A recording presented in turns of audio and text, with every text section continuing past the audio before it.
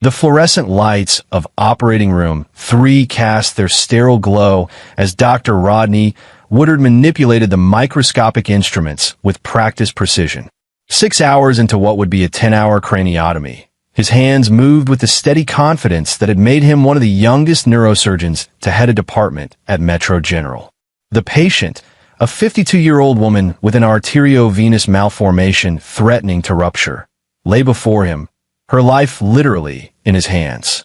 "Suction," Rodney murmured, his eyes never leaving the surgical field.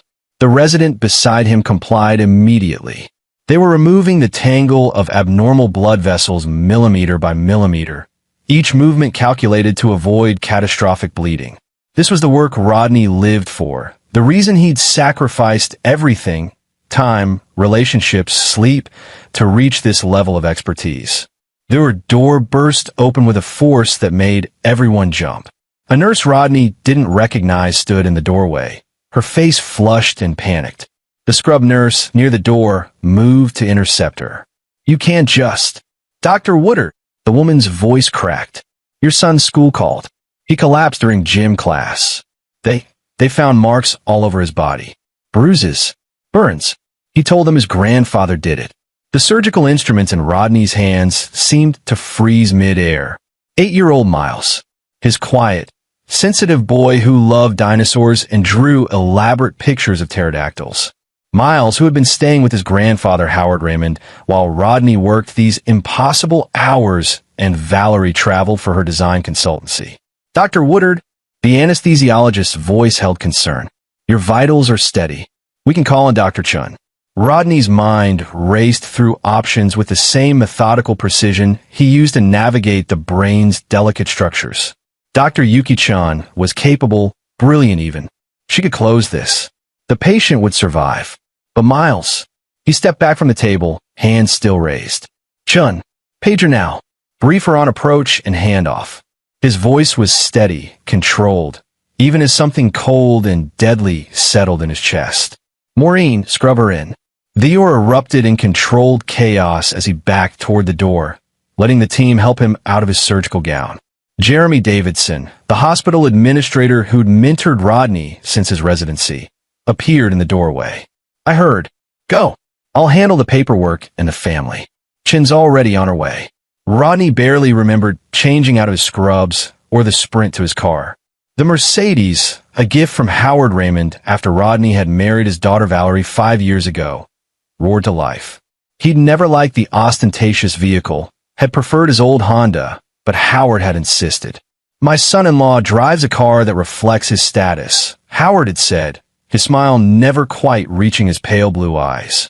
Rodney had met Howard Raymond 9 years ago when Valerie brought him to a family dinner.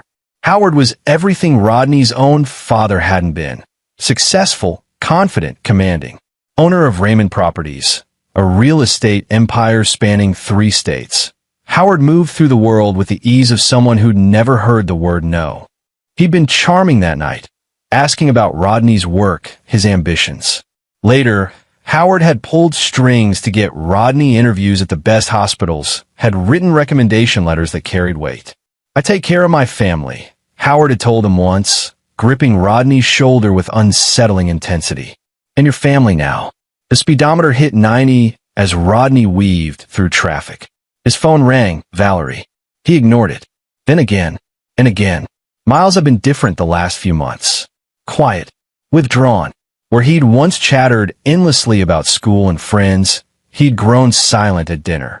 Valerie had dismissed it as a phase, maybe stress about school. Rodney had been too buried in work to push, to really see.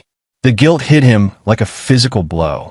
He'd grown up in rural Montana, raised by a single mother who worked 3 jobs after his father walked out. Rodney had learned early that success meant escape, that the only way out was through. Medical school had been his ticket, and he'd ridden it all the way to the top. But somewhere along the way, he'd started missing things. Like his son's fear. The school parking lot was filled with police cars. Rodney's stomach dropped as he killed the engine and ran toward the building. Principal Carson met him at the entrance, her eyes red-rimmed. "Dr. Woodard, I'm so sorry. We should have noticed sooner." Miles has been coming to school in long sleeves, even in the heat, and today in gym class, when he collapsed and they checked him, she couldn't finish. Where is he? Nurse's office. The counselor, Katie Farley, is with him. But Dr. Woodard, your father-in-law, is here. He came as soon as we called Valerie. He's denying everything. Says Miles must have gotten hurt playing, that the boy is confused. Rodney didn't wait for her to finish. He moved through the corridors on autopilot, past the colorful student artwork and motivational posters, until he reached the administrative wing. Through the glass window of the principal's office, he saw Howard Raymond. His father-in-law sat in a leather chair, perfectly composed in his $1,000 suit.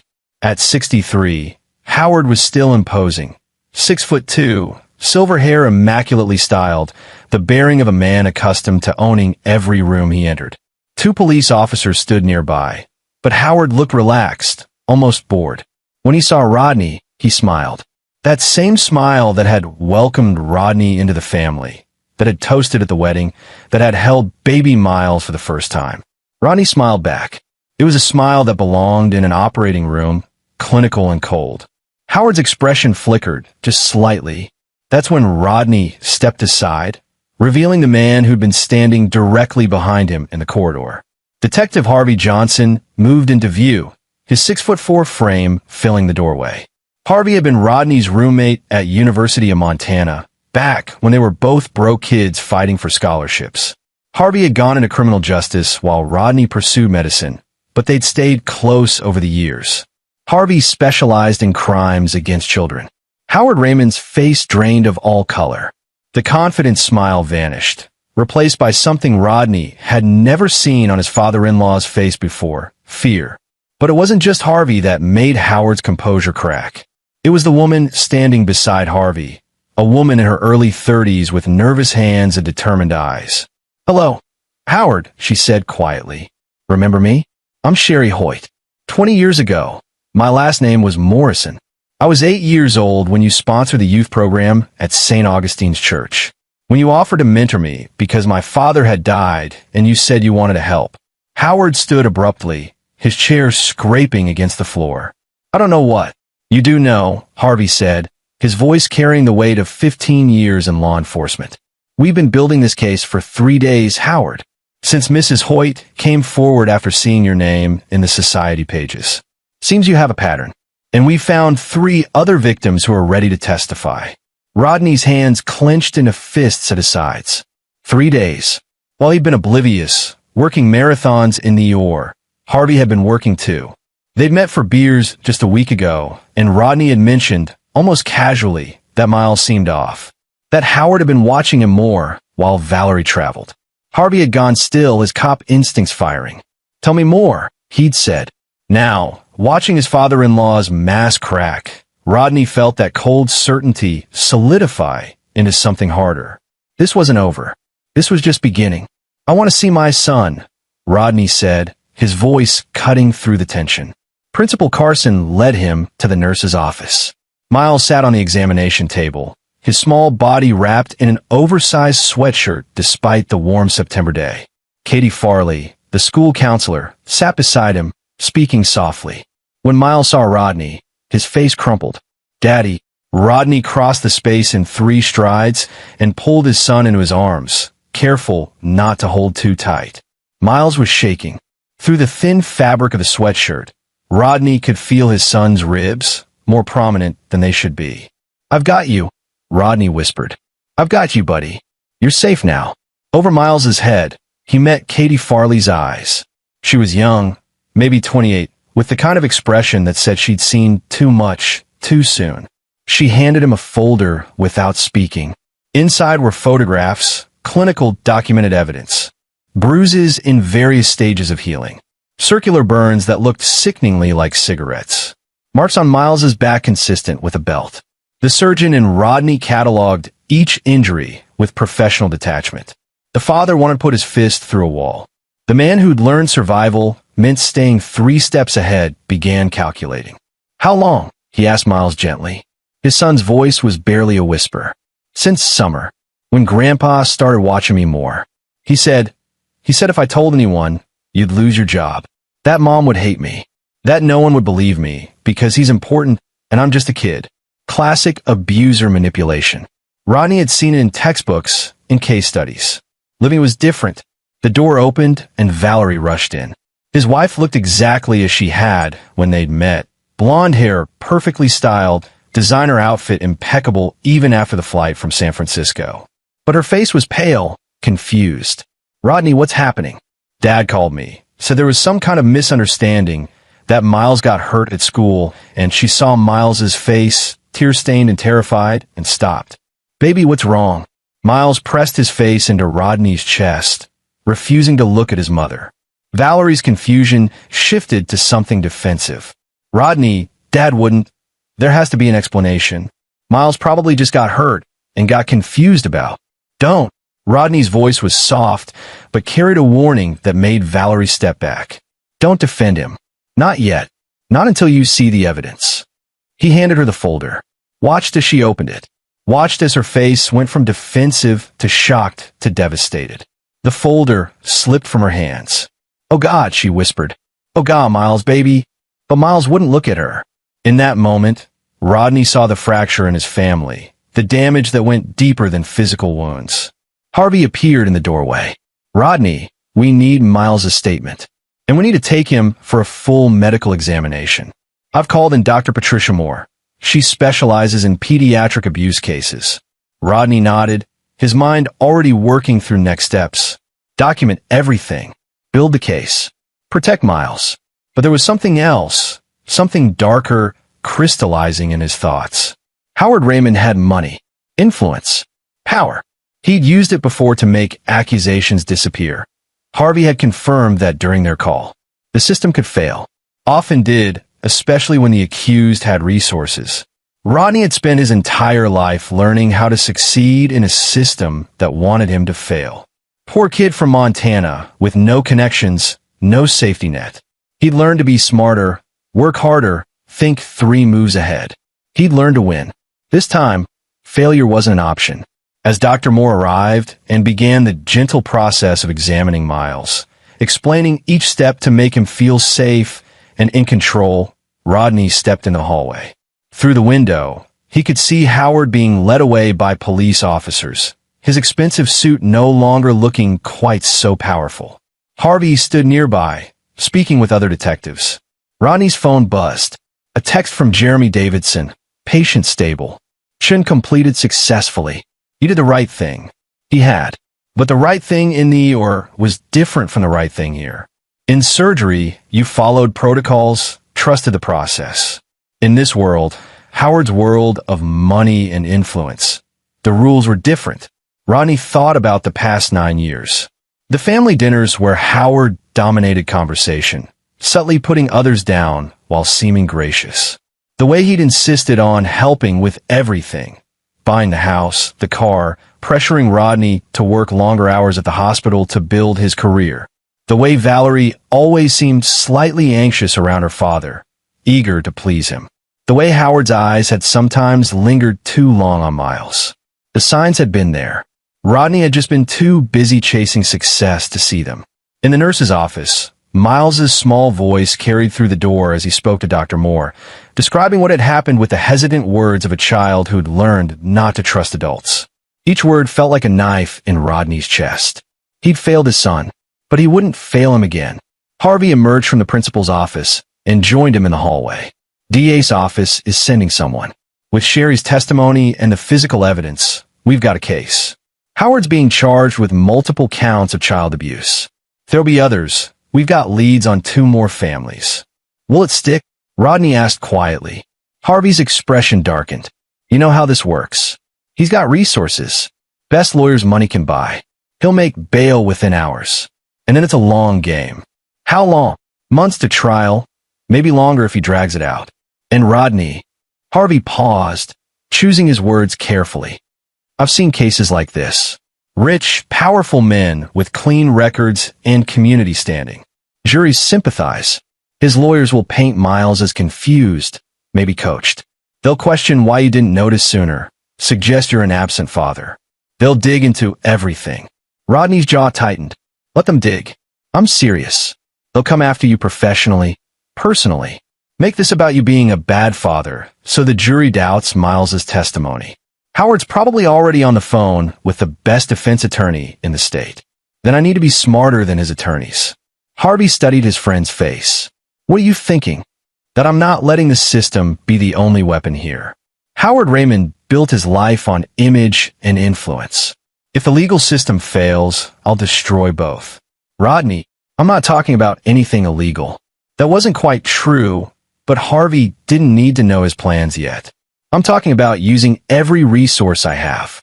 You focus on the criminal case. I'll focus on everything else. Before Harvey could respond, Valerie emerged from the nurse's office. Her carefully maintained composure had shattered. Mascara streaked her face, and she looked 10 years older. He won't talk to me, she said, her voice breaking. My son won't talk to me. He keeps asking for you.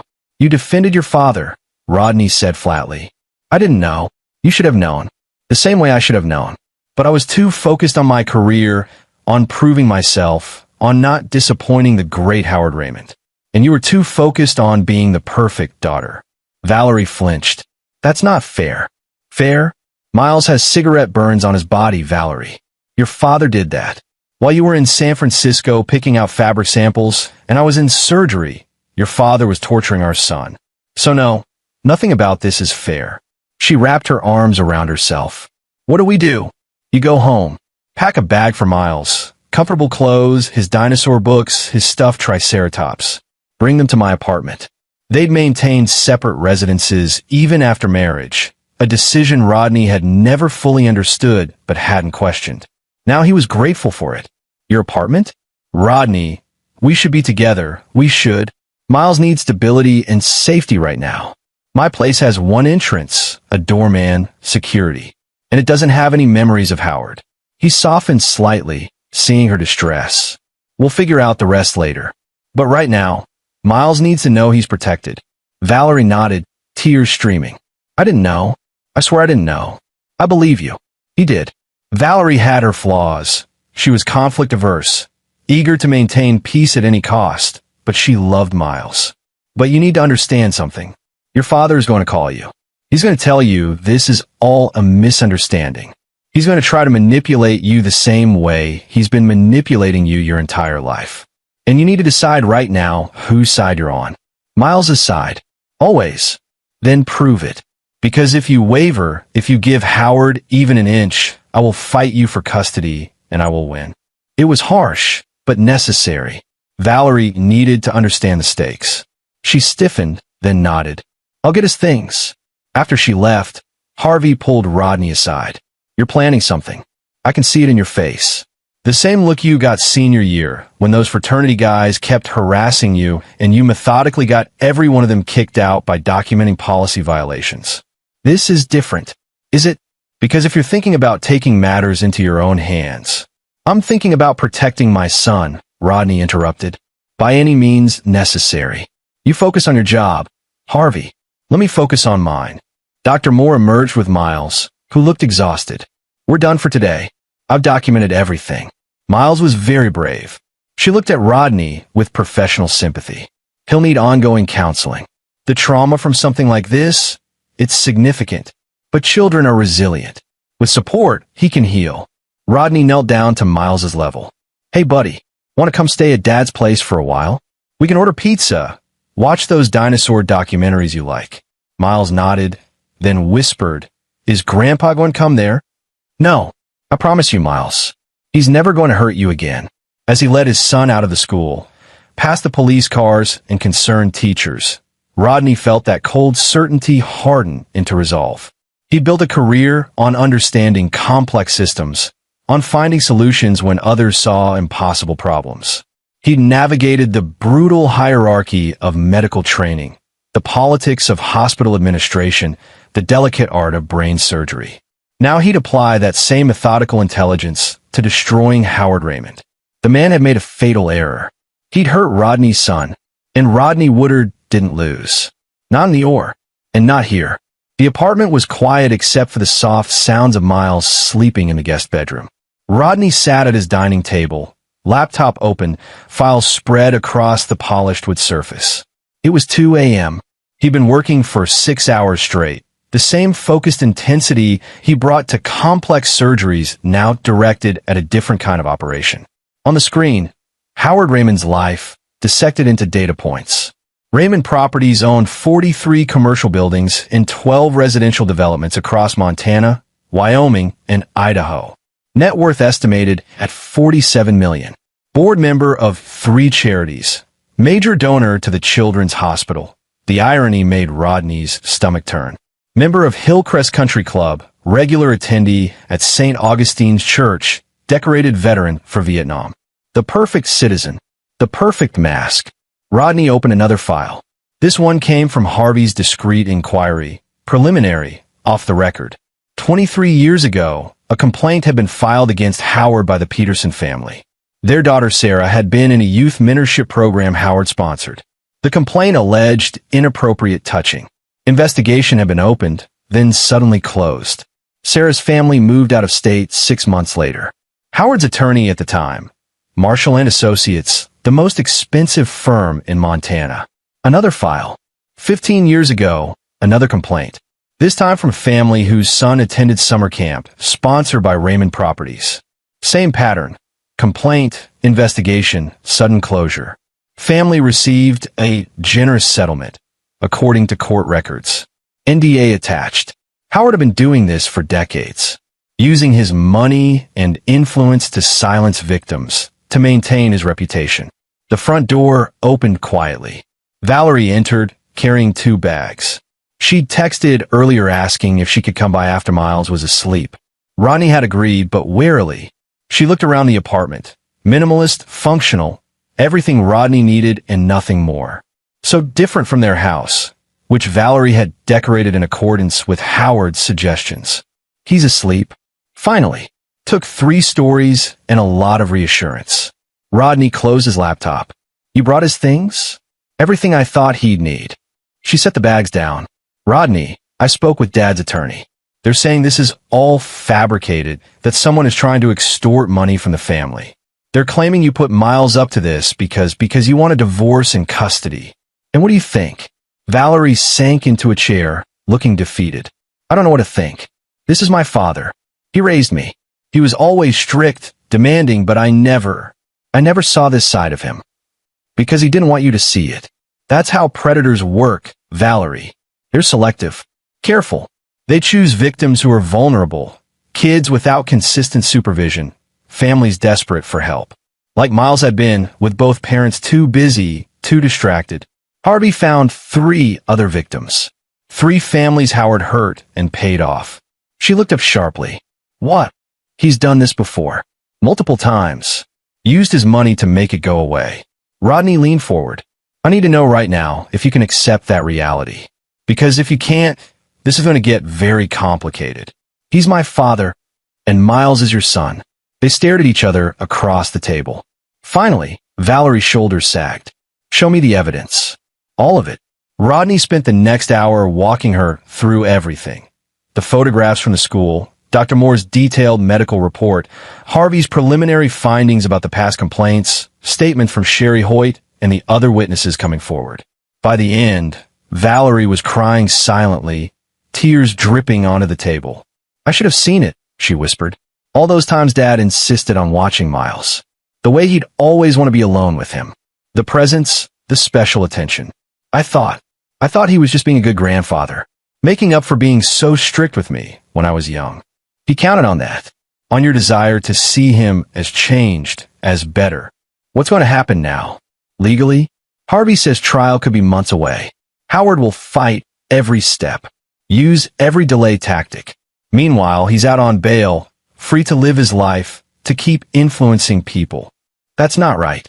No, it's not.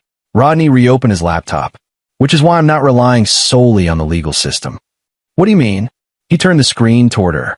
Howard's power comes from 2 sources, money and reputation. The legal case will hopefully handle the criminal side, but I'm going to systematically dismantle both pillars of his life. On the screen was a detailed flowchart. At the center, Howard Raymond. Branching out, business connections, social affiliations, political relationships, charitable organizations. I'm going to find every person he's connected to and make sure they know exactly who they're associating with. Every business partner, every board member, every country club friend. I'm going to take everything he cares about and turn it to ash. Valerie stared at the chart. This is extreme. He burned our son with cigarettes. Extreme doesn't begin to cover what he deserves. Rodney, you could get sued for defamation for, not if everything I share is true. And it is. I'm not making anything up. I'm just making sure people know the facts. He pulled up another document, starting with his business partners. Do you know Mitch Hoyt? Dad's partner in the Western Ridge development? Yes. Why? Because Mitch's wife is Sherry Hoyt. She was one of Howard's victims 20 years ago. She married Mitch 5 years ago. And when she saw Howard's name in the papers recently, she told her husband who her abuser was. Mitch has been horrified. He wants out of the partnership. If Mitch pulls out, that project will collapse. It's Dad's biggest development. Exactly. That's $40 million in investment, 15 jobs, years of planning. Gone. Rodney's voice was cold. That's the first domino. There'll be others. Valerie absorbed this. You're really going to war with him. I'm protecting my son. If Howard wants to call that war, so be it. She was quiet for a long moment. What do you need from me? That surprised him. You're willing to help? He hurt Miles. My baby. So yes, I'll help. Her voice strengthened. What do you need? Information. You know Howard's world better than anyone. His business contacts, his social circles, who he values, who might be leveraged. I need to understand his network to dismantle it. Valerie nodded slowly. There's something else. Something I've never told anyone. She took a deep breath. When I was 15, Dad had a business partner named Gregory Chun. They had a major deal falling through, and Mr. Chun was threatening to expose some irregularities in the finances. I didn't understand it all at the time. What happened? Mr. Chun had a teenage daughter. She got arrested for drug possession. Heroin found in her locker at school. It destroyed their family. Mr. Chun withdrew from the business deal to focus on his daughter's case. Dad got to keep everything. She met Rodney's eyes. I saw Dad's assistant, a man named Frank Morris, visit our house the night before the drugs were found. Dad paid him a lot of cash. I was young, but I remember. You think Howard planted the drugs? I don't know for certain, but the daughter insisted she was innocent. No one believed her. She went to juvenile detention. The family moved away after. Valerie's hands trembled. If Dad would do that to a business partner's child, maybe I should have realized what he was capable of. Rodney sat back, processing. This was bigger than just abuse. Howard was willing to destroy anyone who threatened him, even children. This was a man without conscience. Do you remember the daughter's name? Alice. Alice Chun. She'd be about 30 now. Rodney made a note. Another potential avenue. We need to be smart about this. Harvey can't know about anything that isn't strictly legal. But there are things I can do within the system that will hurt Howard badly. Like what? I'm a neurosurgeon at the city's premier hospital. I have connections to every major physician, hospital administrator, and medical board member in the state. Howard is a major donor to Metro General. Donated $2 million for the new pediatric wing, which is why his name is on the building. Rodney's smile was grim. Want to guess how fast that name comes down once the board learns he's being charged with child abuse? The hospital would really do that. Jeremy Davidson is the hospital administrator. He's been my mentor since residency. When I tell him what Howard did, when I show him the evidence, he'll bring it to the board. They'll vote to remove Howard's name and return his donation.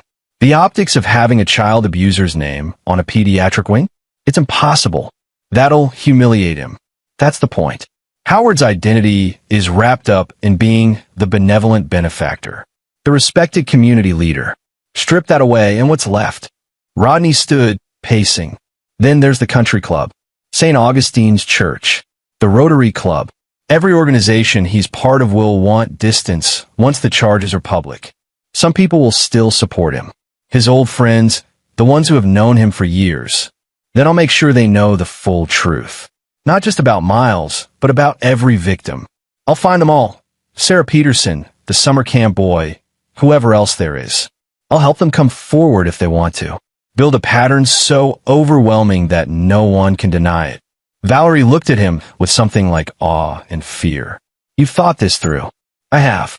And Valerie, you need to understand, this is going to get ugly. Howard will fight back. He'll try to turn people against me, against you. He might even try to hurt my career. But I don't care. The only thing that matters is Miles' safety and making sure Howard never hurts another child. I'm with you, she said firmly. Whatever you need. They spent the next 2 hours going through Valerie's knowledge of Howard's world. She had extensive information, years of being his daughter, attending events, meeting his business associates. She knew who was genuinely loyal and who was just along for the benefits.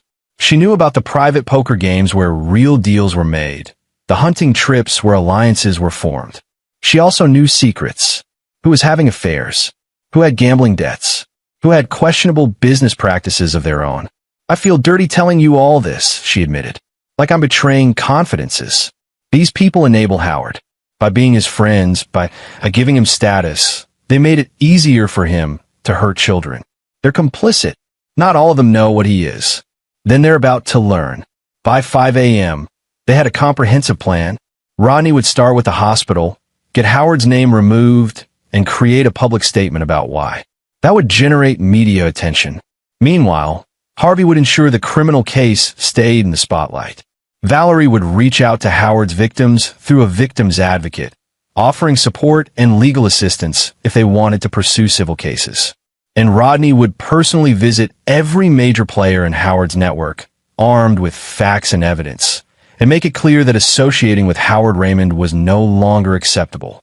There's one more thing, Valerie said as she prepared to leave. Dad's attorney, Marshall Henderson. He's been Dad's fixer for decades. If you really want to hurt Dad, you need to cut him off from his legal protection. Ow! Marshall's firm represents half the major businesses in Montana. But he's never been disbarred despite some very questionable tactics because Dad protects him. They have dirt on each other. Mutually assured destruction. She pulled out her phone. I have access to Dad's home office cloud storage. He doesn't know I have the password. There are files, communications between him and Marshall about the past cases. How they paid people off. How they intimidated witnesses. Rodney looked at her. Are you sure you want to do this? He hurt my baby. So yes, I'm sure. She sent the files to Rodney's encrypted email. If these get to the Bar Association, Marshall loses his license and can't represent Howard. And if these show criminal conspiracy, they both go down. Rodney felt a grim satisfaction. This was how you fought power. Systematically, strategically, removing every advantage until there was nothing left. Get some sleep, he told Valerie. Tomorrow starts phase 1. After she left, Rodney returned to the guest bedroom. Miles was sprawled across the bed, his triceratops clutched to his chest. In sleep, he looked peaceful, innocent. Rodney sat in the chair beside the bed and watched his son breathe. He'd failed Miles once by being too blind to see the danger. It wouldn't happen again. Howard Raymond thought he was untouchable, thought his money and influence made him invincible. But he'd never faced someone like Rodney, someone who understood that real power wasn't about money or status. It was about intelligence, strategy, and a willingness to do whatever was necessary to protect what mattered. The war was just beginning, and Rodney intended to win. Jeremy Davidson's office overlooked the hospital's central courtyard, where medical students hurried between buildings and ambulances delivered their urgent cargo. Rodney sat across from his mentor, a folder of photographs and medical reports on the desk between them. Jeremy was 62, silver-haired, with the kind of steady presence that made him perfect for hospital administration. He'd been at Metro General for 35 years, rising from emergency physician to chief medical officer to his current role as administrator. He'd taken Rodney under his wing during residency, seeing potential in the driven kid from Montana who seemed to have something to prove. Now Jeremy's face was pale as he closed the folder. Jesus Christ, Rodney. That's what Howard Raymond did to my son. While we were putting his name on the pediatric wing, while we were celebrating his generosity, he was torturing an 8-year-old child. The police are involved. Arrested yesterday. Out on bail this morning. Detective Harvey Johnson is leading the investigation. There are multiple victims coming forward. Rodney leaned forward. Jeremy, I need Howard's name off that building. Today. The board will need to vote. Then call an emergency meeting. This is a PR nightmare waiting to explode. When the media finds out that Metro General has a suspected child abuser's name on its pediatric wing, every parent in this city will be horrified. Every donor will question their association with us. You need to get ahead of this. Jeremy rubbed his face. You're right. God, you're right. He reached for his phone. I'll call the board president now. But Rodney, this is going to create waves. Howard has friends on the board. Marcus Webb, for one. They play golf together. Then Marcus needs to decide if he values his friendship with a child abuser more than his reputation. It's not that simple.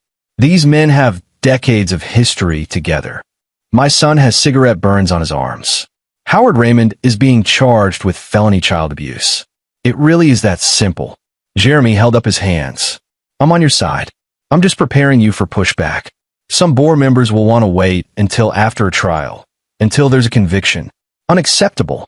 Every day his name stays up there is another day the hospital is associated with a predator. I'll go to the media myself if I have to.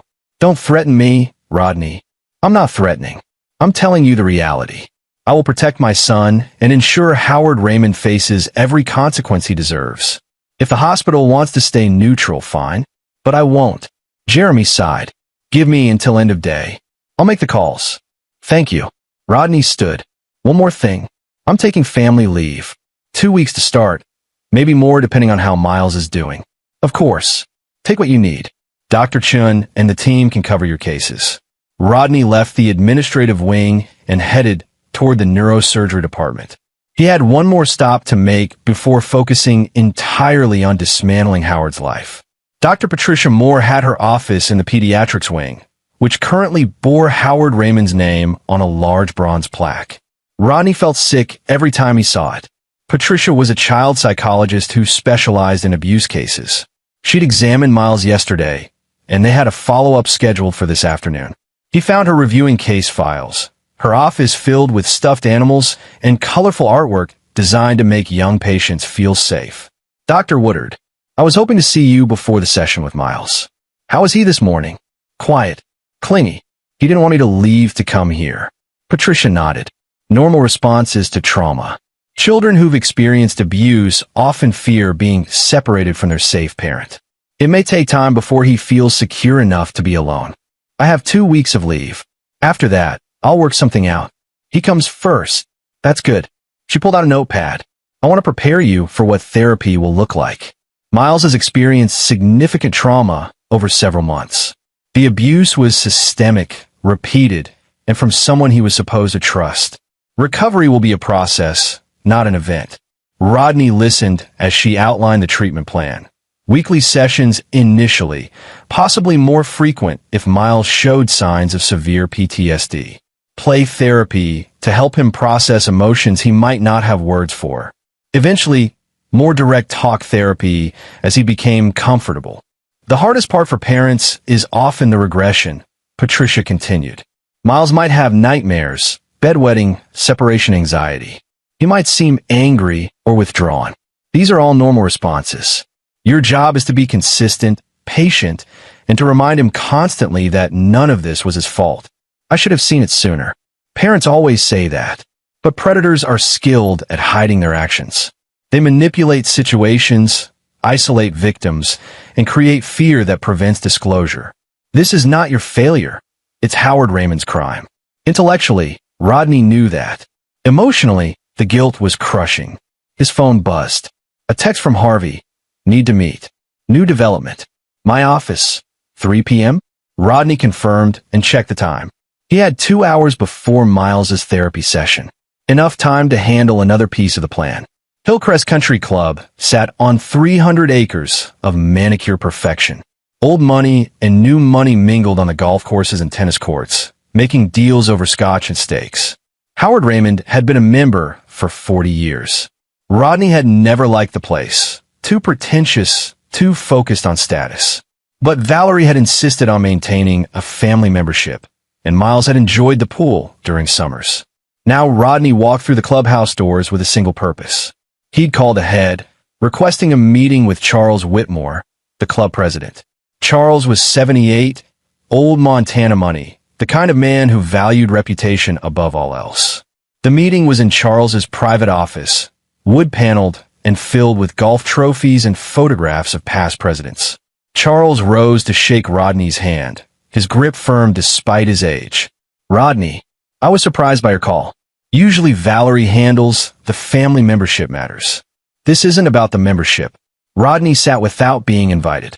"It's about Howard Raymond." Charles's expression tightened slightly. "I heard about the unpleasantness. Howard called this morning, said there's been some misunderstanding with your son." "It's not a misunderstanding. Howard has been charged with multiple counts of child abuse. The evidence is overwhelming. There are multiple victims spanning decades. He's a predator, Charles, and he's been using his status here and elsewhere to maintain his reputation while destroying lives.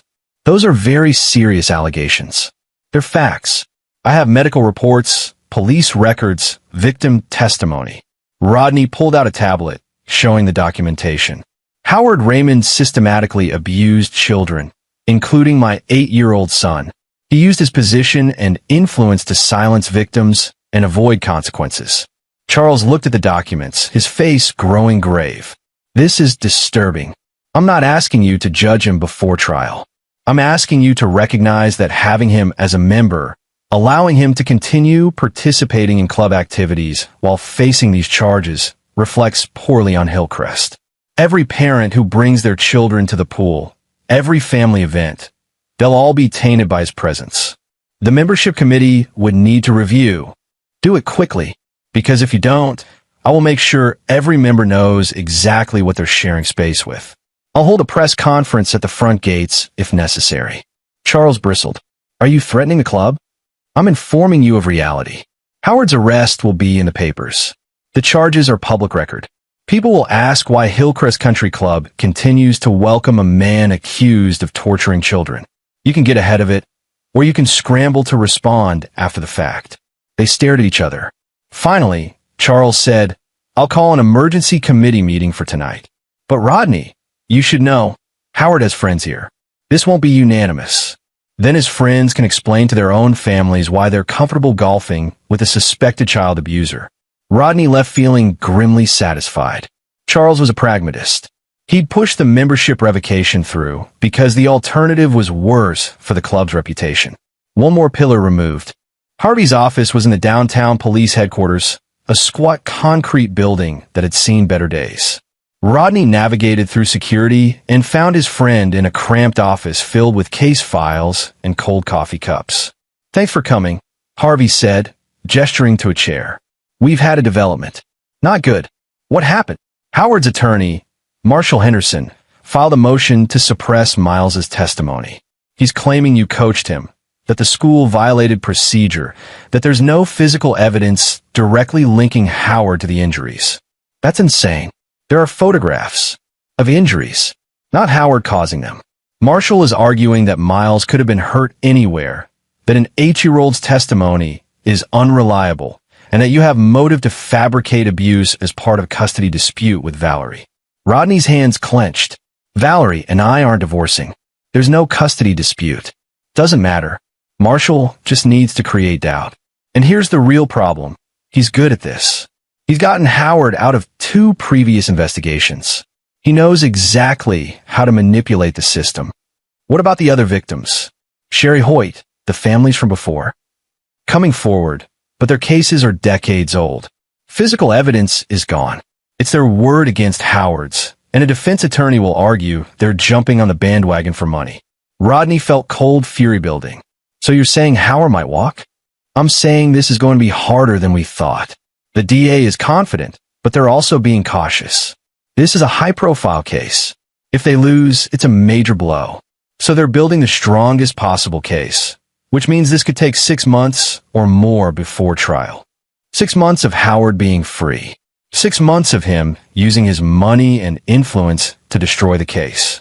We'll monitor him. He's not allowed contact with Miles, and if he violates, you think a restraining order stops someone like Howard?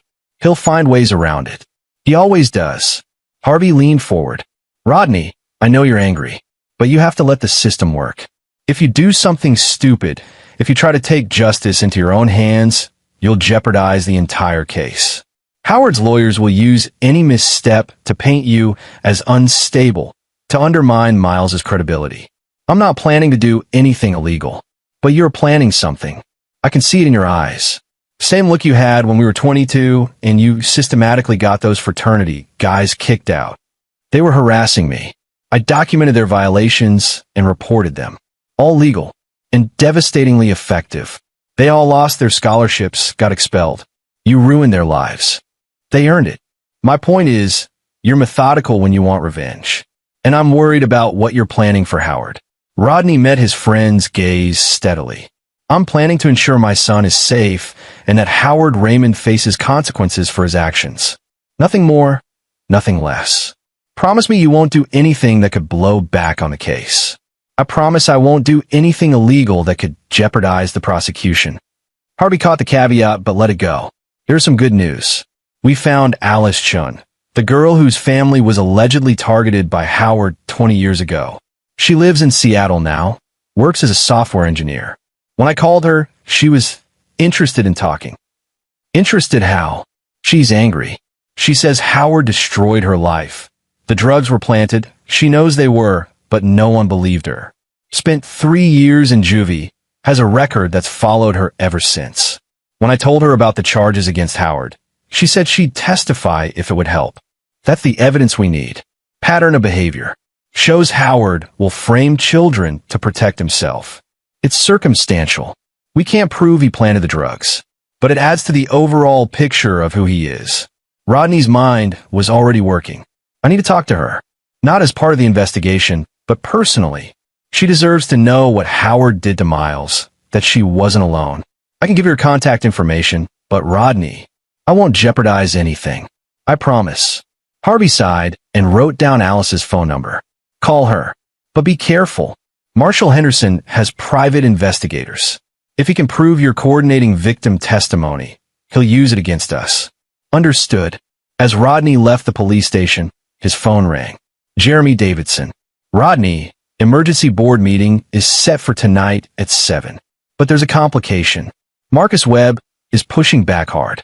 He's saying we need to wait for a conviction, that removing Howard's name now is premature. He's got 3 other board members wavering. Who are they? Jeremy listed them. All men who'd done business with Howard or socialized with him for years. All invested in maintaining the status quo. I'll handle it, Rodney said. Ow! Trust me. He hung up and made a series of calls. First to a journalist at the Montana Tribune who'd covered medical issues before. Rodney fed him the story about Howard's arrest and the hospital's dilemma. The journalist promised an article by evening. Second to 3 major hospital donors he'd cultivated relationships with over the years. He explained the situation, emphasized the optics of a child abuser's name on a pediatric wing. All 3 agreed to call board members and express concern. Third to Valerie. I need you to reach out to Marcus Webb's wife. You know her, right? Rebecca? Yes, we're on the hospital auxiliary together. Why? Because Marcus is blocking the vote to remove your father's name. His wife is a mother. She'll understand the stakes. Have her call Marcus. Rodney, that's manipulative. It's strategic. Would you rather Howard's name stay on that building? Silence. Then, I'll call her. Fourth to Alice Chun in Seattle. The phone rang 4 times before a cautious voice answered. Hello, Miss Chun. My name is Rodney Woodard. Detective Harvey Johnson gave me your number. I'm a father of the boy Howard Raymond abused. The most recent victim. A sharp intake of breath. Is your son okay? He will be. Eventually. I'm calling because I wanted to say I'm sorry. Sorry that Howard hurt you. Sorry that no one believed you. And sorry that you've carried that burden alone for so long. Her voice broke slightly. Detective Johnson said Howard has been charged. That there are other victims besides me and your son. Yes, we're building a case. But Alice, I need you to know, whether or not you want to testify, whether or not you want to be involved, I believe you. What happened to you wasn't your fault. Howard Raymond planted those drugs. He destroyed your life to protect himself. And he's done it to others. Silence on the line. Then, quietly. I've been carrying this for 20 years. The conviction, the record. It's ruined everything. I can't get certain jobs, can't travel to some countries. My parents never really forgave me for bringing shame on the family, even though I swore I was innocent. And through it all, I'd see Howard Raymond in the news, being praised for his charity work, his donations. It made me physically sick. I'm going to destroy him, Rodney said, his voice hard. Legally, socially, financially. I'm going to take everything he has and make sure everyone knows what he is. And when I'm done, his name will be synonymous with evil in this state. I want to help. Are you sure? It means coming back to Montana, facing him, reliving trauma. I'm sure. For 20 years, I've felt powerless. If I can help bring him down, if I can prevent him from hurting anyone else, yes, I'm absolutely sure. Then I'll have Harvey coordinate with you. And Alice? Thank you for your courage. After he hung up, Rodney checked the time. He needed to get back from Miles's therapy session. But first, one more call. Mitch Hoyt answered on the first ring. Dr. Woodard, Sherry told me you might reach out. I understand your wife was one of Howard's victims. I'm sorry for what she went through. She's strong. Stronger than I could ever be. When she told me the truth about who had hurt her, when she said it was my business partner. Mitch's voice hardened. I've been in business with that monster for 8 years. Building projects, making deals. I feel sick. I want to help you get out of the partnership. Cleanly, in a way that hurts Howard financially. I've already spoken with my attorney. The Western Ridge development is in a critical phase. If I pull out now, the whole thing collapses. Howard would lose $40 million minimum. Can you do it legally? There's a clause in our partnership agreement. If either partner is charged with a felony that could impact the business reputation, the other partner has right of dissolution. Howard's arrest qualifies. Then do it. Today, if possible. Already drafting the paperwork. It'll bankrupt the project. Howard has leveraged everything on this development. When it fails, he'll lose multiple properties, face lawsuits from investors. It'll devastate him financially. Rodney felt savage satisfaction. Good. He deserves worse, but it's a start. Dr. Woodard, my wife wants to testify. She's scared, but she's ready. If there's anything I can do to help the case against Howard, name it. Just be there for Sherry. She's brave for coming forward. Make sure she knows that. I will. And doctor, I hope you destroy him. For what he did to your son, to my wife, to all the others. I hope you take everything. I intend to. Miles's therapy session was in a cozy room with soft lighting and comfortable furniture. Patricia Moore used gentle play therapy, letting Miles work through emotions with toys and art rather than forcing him to verbalize trauma he wasn't ready to discuss. Rodney sat in the waiting room, fighting the urge to check his phone constantly. At 6:45 p.m., Jeremy called. Board meeting starts in 15 minutes. The Tribune article just went live. Hospital faces dilemma. Donor accused of child abuse. It's trending on social media. Good. Rodney, this is going to get messy. But I think we have the votes. Marcus is still resisting, but his wife called him. She was forceful about her position. What about the others? 2 of them got calls from major donors expressing concern. The third, well, apparently his daughter volunteers in the pediatric wing. When she heard Howard's name might stay up, she was horrified. He's changing his vote. So we have it. Should be 8-3 in favor of removal. We'll release a statement tonight. Effective immediately, Howard Raymond's name will be removed from the building and his donation returned. Don't return the donation. Redirect it to child abuse prevention programs. In the names of Howard's victims. A pause. That's actually brilliant. And vicious. He wanted to be remembered for helping children. Let him be remembered for hurting them instead. After they hung up, Patricia Moore emerged with Miles. His son looked tired, but slightly less tense than this morning. Good session, Patricia said quietly. He started to open up about his feelings. We'll keep building on that. In the car, Miles was quiet. Then, softly, Dr. Moore said it's okay to be angry. That grandpa was wrong, and it's not my fault. Rodney's hands tightened on the steering wheel. She's right. None of this is your fault. You did nothing wrong. I'm angry at Mommy too. She didn't stop him. Your mom didn't know what was happening. But yes, it's okay to be angry with her too. All your feelings are valid. Are you angry? Yes. Very angry. At me. Rodney pulled the car over immediately, turning to face his son. Never at you. Never. I'm angry at Grandpa for hurting you. I'm angry at myself for not seeing it sooner. But never, ever at you. Miles nodded slowly. Dad? Is Grandpa going to jail? I'm doing everything I can to make sure he does. And even if it takes time, I promise you, he'll never hurt you again. I'll make sure of it. Ow! How to explain to an 8-year-old that his father was systematically destroying his grandfather's life? That he was using every resource, every connection, every advantage to ensure Howard Raymond lost everything? By making sure everyone knows the truth about what he did.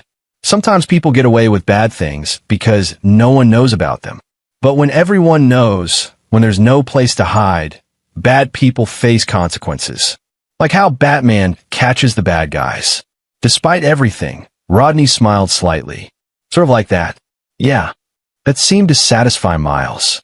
As they drove home, Rodney's phone buzzed with texts. The hospital board had voted. Howard's name was coming down. The Tribune article had exploded, over 50,000 shares in 2 hours. Other victims were reaching out to Harvey. The district attorney's office was reportedly considering additional charges. One domino at a time, Howard Raymond's empire was beginning to crumble. But Rodney knew this was just the beginning. Howard would fight back. Men like him always did. They used their resources, their connections, their willingness to play dirty. Rodney would have to be smarter, more ruthless, more thorough, because this wasn't just about justice anymore. This was about sending a message, touch his son, hurt his family, and face total annihilation. Howard Raymond had made a fatal error. He'd underestimated the quiet surgeon from Montana, the man who'd built his entire life on being underestimated. That mistake would cost Howard everything. And there you have it. Another story comes to an end. What did you think? I'd love to hear your thoughts in the comments below. If you enjoy this story, consider joining our community by subscribing. It means the world to us. For more stories like this one, check out the recommended videos on screen. And I'll see you there.